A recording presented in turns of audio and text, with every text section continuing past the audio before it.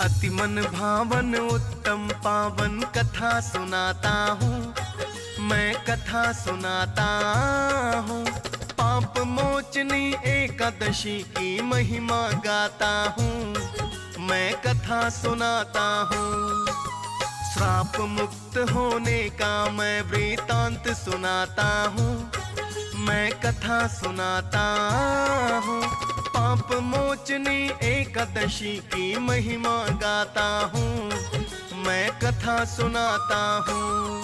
सब सुनो लगा के ध्यान, हो जाएगा कल्याण। ये कथा है बड़ी महान।